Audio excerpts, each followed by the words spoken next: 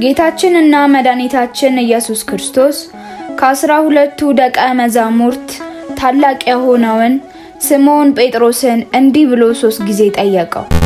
የዮሐንስ ወንጌል ምዕራፍ 21 ቁጥር 15 ላይ የዮና ልጅ ስምዖን ሆይ ትወደኛለህን?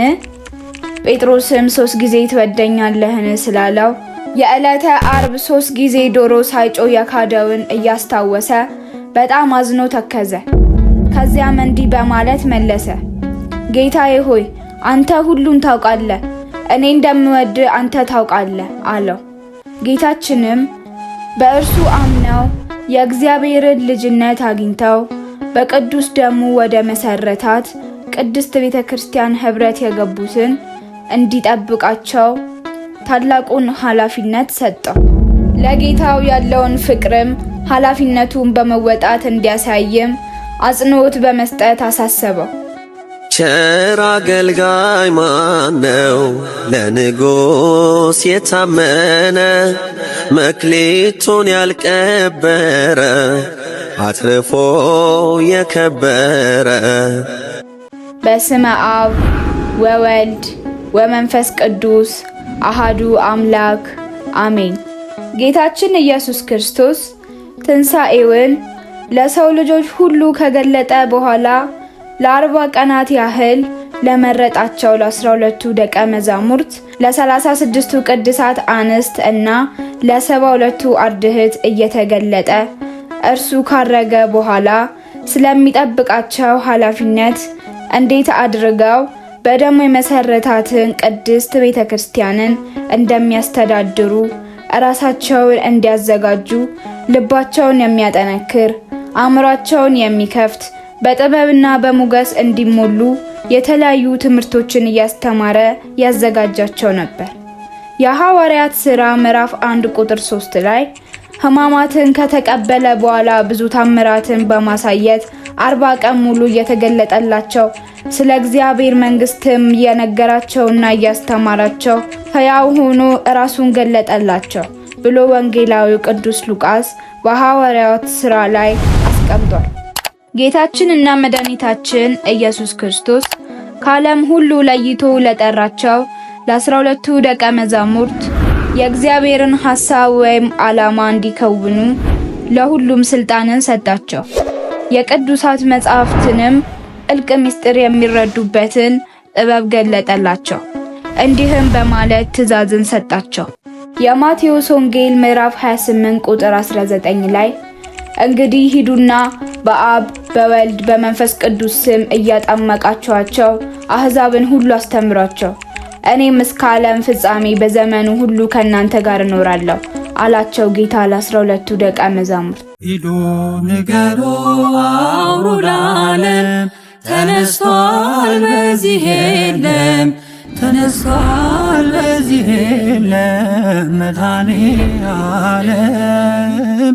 ሞት የማይችለው የበረታ ኃያል ነው ማይረታ፣ ማኅተሙን የፈታ የትንሣኤው ጌታ።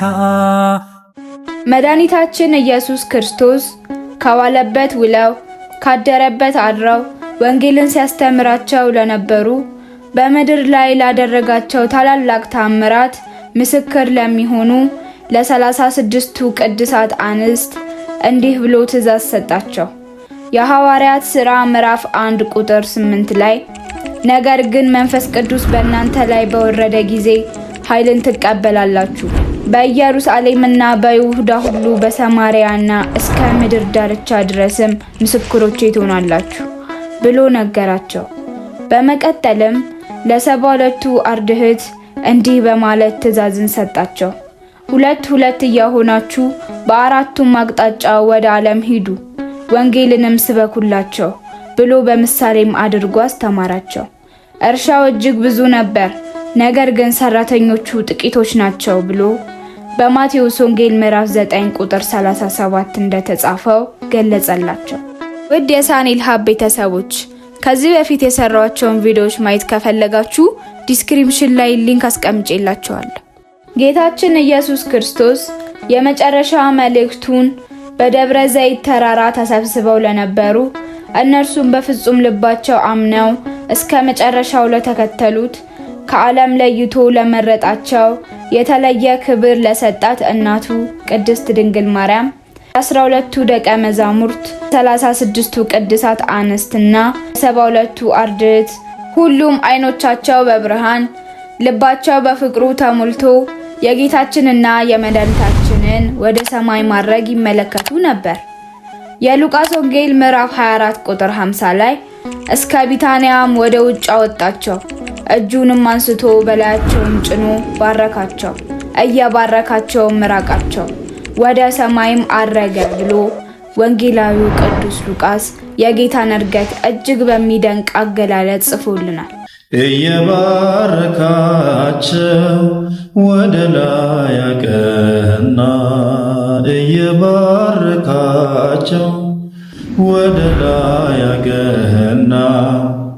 መድኃኔዓለም መድኃኔዓለም አረገ በክብር በምስጋና። የእግዚአብሔር መልአክም ወደ እነርሱ ቀርቦ እንዲህ አላቸው። የሐዋርያት ሥራ ምዕራፍ 1 ቁጥር 11 ላይ እናንተ የገሊላ ሰዎች ሆይ ወደ ሰማይ እያያችሁ ለምን ቆማችኋል? ይህ ከናንተ ወደ ሰማይ ያረገው ኢየሱስ ከናንተ ወደ ሰማይ ሲያርግ እንዳያችሁት እንዲሁ ዳግመኛ ይመጣል አላቸው። የጌታችን ኢየሱስ ክርስቶስ ዕርገት የመጨረሻው አይሆንም፣ በምድር ላይ የነበረውን የእግዚአብሔርን ዓላማ ይፈጸመበት እንጂ። ደግሞም እንዲሁ በባዶ አልተወንም። ዘላለማዊ የእግዚአብሔርን ቃል አስተምሮን መንፈስ ቅዱስ እንደሚላክልን ተመልሶ በታላቅ ግርማና ክብር በመላእክት ዝማሬ በዘመን ፍጻሜ ለፍርድ እንደሚመጣ አሳውቆን በመጨረሻም የእግዚአብሔር ፍቅር እውነትና ታላቅ ብርሃን በእምነት በዓለም ሁሉ እንደሚሰፋ እግዚአብሔራዊ ቃሉን ሰጥቶናል።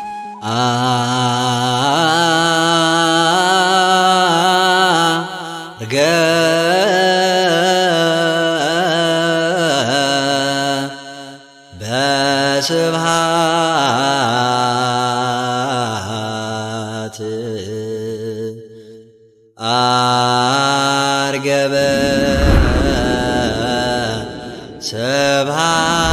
ስብሐት ውስተ ሰማያት።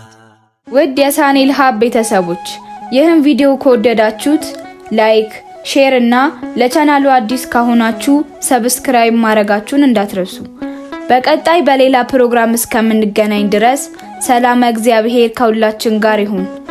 ወስብሐት ለእግዚአብሔር ልዑል ወለወላዲቱ ድንግል ወለመስቀሉ ክቡር አሜን። ውድ የሳኔል ሀብ ቤተሰቦች ቻናላችን ለብዙሃን ተደራሽ እንዲሆን ሰብስክራይብ፣ ኮሜንት፣ ሼር እና ላይክ እያደረጋችሁ አበረታቱ። እየተዝናኑ እውቀትን የሚያገኙበት ምርጥ መዳረሻው ሳኔል ሀብ ይሆናል።